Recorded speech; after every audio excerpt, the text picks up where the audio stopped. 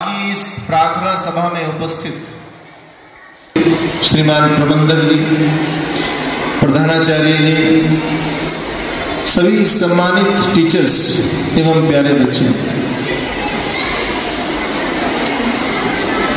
आज एक कहानी सुनाना चाहता हूं और कहानी है ईसा से 1100 वर्ष पहले की। एक बहुत बड़े वैद्य हुए, हकीम, जिन्हें डॉक्टर आज की भाषा में बोला जाता है, और उस व्यक्ति का नाम था लुकमान। ये कहानी है लुकमान की। उस समय हमारे यहाँ ऋषि हुआ करते थे चरक। हमारे यहाँ चरक ऋषि है और अरब देश में लुकमान है। ईसा से 1100 वर्ष पहले।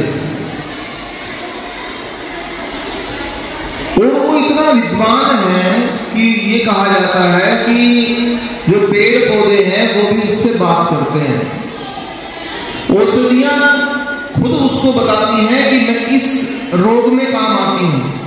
इतना बड़ा, जिसका हाथ पकड़ ले और ये बता दे कि ये जिएगा, जिसे कोई बीमारी नहीं होगी, तो समझो वो जिएगा, फिर मृत्यु भी उसका कुछ नहीं बिगाड़ सकती। और अगर किसी को हाथ पकड़ के ये कह दे कि ये तो मृत्यु के नजदीक है, तो फिर समझो कि दुनिया का कोई डॉक्टर उसको नहीं बचा सकता। ये कहानी सुना रहा हूं किसकी? लुकमान। वो लुकमान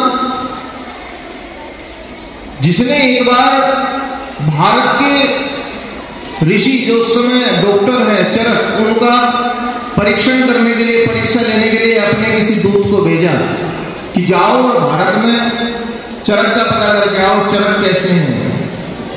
और उसको हिदायत दी, चेतावनी दी कि जब तुम जाओ, क्योंकि रास्ते तो वैसे नहीं थे जैसे अब इस तरह के रास्ते बने हुए, अब तो प्लेन से लोग चले जाते हैं। उस समय पैदल का रास्ता था और उसे कहा गया कि जब रात को सोने का समय आए तो सोते समय इमली के पेड़ के नीचे सोना।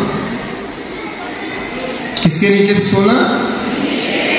अब उसने उस हिदायत को माना और वो इमली के पेड़ के नीचे सोता हुआ चला आया। जब वो चरक के पास पहुंचा तो उसके शरीर पर इतने बड़े बड़े फुफोले थे। चरक ने उसकी बड़ी भगत की, बहुत सेवा की और कहा कि कोई संदेश लेकर के आए हो? कि नहीं, संदेश नहीं, ये कागज लेकर के आया हो। उस कागज पर कुछ नहीं लिखा था। जो भी उन्होंने संदेश दिया कुछ नहीं लिखा था। वे समझ गए ये जो फफोले हैं ये संदेश है। तो चरक ने कहा कि जब यहां से तुम जाओ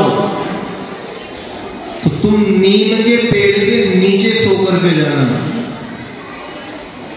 और उसने वही पालन किया और वो धीरे धीरे, जैसे ही रोजाना नीम के पेड़ के नीचे सोता, धीरे धीरे जो फफोले थे वे सारे समाप्त हो गए। दोनों वैद्य ने, इधर के वैद्य ने उससे बात कर ली, वो समझ गया कि वो कितना विद्वान है और वो समझ गया कितना विद्वान है। मैं समझाना चाहता हूं कि उसके जीवन की एक प्रारंभिक घटना, जब वो जीवन में छोटा सा था। क्या नाम? लुकमान। जब बच्चा था तो वो अफ्रीका में रहा करता था और ये कहा जाता है कि उसके माता पिता मर गए, वो अनाथ हो गया। वो किसी उमराव ने, अरब के, उसे गुलाम के रूप में खरीद लिया।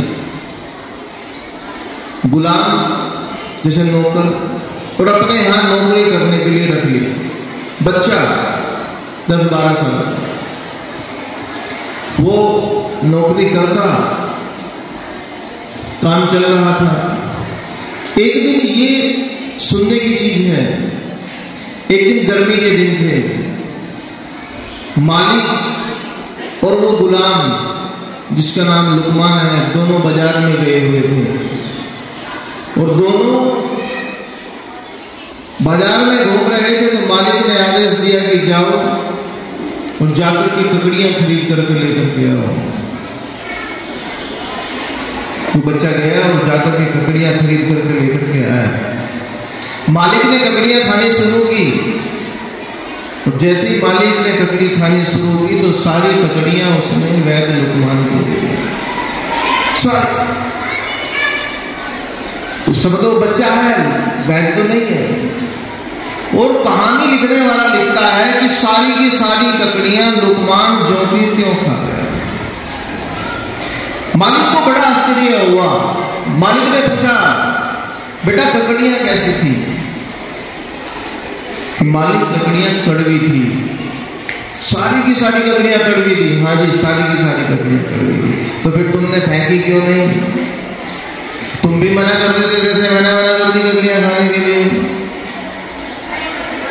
तो उसने कहा कि देखो, आप मुझे रोज अच्छी अच्छी चीजें खाने के लिए देते हैं, रोज बढ़िया बढ़िया चीजें खाने के लिए देते हैं, मिठाई देते हैं, रसगुल्ले देते हैं, खाना देते हैं, अच्छे कपड़े देते हैं, मैं आपके पास रहता हूँ।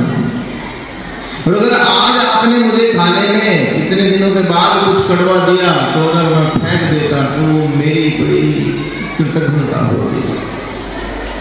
वो लुकमान समझा रहा छोटा सा बच्चा अपने मालिक को कि आप मुझे रोजाना आराम देते हैं, जरा सा कष्ट आपने आज मुझे दिया, अगर मैंने आज इस कष्ट के बदले आपको कुछ कह दिया होता तो फिर मैं आपका सच्चा सेवक नहीं होता। मालिक को बड़ा आश्चर्य हुआ और मालिक ने कहा कि तू साधारण बच्चा नहीं है, बता तू क्या करना चाहता है? उसने कहा मैं पढ़ना चाहता हूँ। और मालिक ने ले जाकर के उसका जहाँ भी था प्रवेश कराया, गुलामी जो थी उसकी समाप्त की, और वो पढ़ करके इतना ऊंचा वैद बना जिसका जिक्र हम आज कर रहे हैं। मैं समझाना चाहता हूँ, तुम्हारे माता पिता गुरु तुम्हें रोजाना अच्छी अच्छी चीजें देते हैं, और जब तुम उनके सामने किसी भी चीज के लिए खड़े हो जाते हो अड़ करके, जब तुम आकर के उनके सामने आंखें दिखाते हो, जब तुम आकर के जो है जरा सी भी चीज के लिए जिद करते हो, गुस्सा करते हो, ऐंठते हो, तो समझो कि तुम अपने आप को पतन की तरफ लेकर के जा रहे हो। और जब तुम उनके दिए हुए को संभाल करके रख लेते हो, अरे भाई मम्मी कल थोड़ा सा नमक ज्यादा हो गया था, लेकिन नमक तो रोजाना बढ़िया डाल देती, कोई बात नहीं, खा जाएगी। आज कपड़े नहीं धुले, कोई बात नहीं, चल जाएगा, मैं कर दूंगा। पिताजी के पास व्यवस्थाएं नहीं है कि देने के लिए। मैं एक दिन ये घटना क्यों सुना रहा हूँ, एक बच्चे ने अपनी माताजी से, माताजी ने उसके हाथ में से मोबाइल छीन लिया, तो उसकी आंखें बदली हुई थी अपनी माता के प्रति। वो माताजी रो रही थी क्लास ऑफिस में आकर के कि देखो मेरे बेटे ने मेरी तरफ आंखें दिखाने के लिए इससे। अब देखो, अगर इस उम्र में बच्चा अब अपनी माता को आंखें दिखा रहा है तो बड़ी उम्र में क्या जाकर के। तो ध्यान रखो, अगर जीवन में उन्नति करनी है तो तीनों को झेलना सीखो, माता को भी, पिता को भी और आचार्य, तीनों को। ये कड़वे जरूर ककड़ियां देंगे, लेकिन ये जो फल देने बाद में उसका एक अलग आनंद आएगा आपके पास। आपने सुना, घर जाके भी सुनाए, परिवार को भी सुनाए। आपको बहुत बहुत आशीर्वाद, बहुत बहुत शुभकामनाएं, खूब बढ़ो। आप 11 वर्ष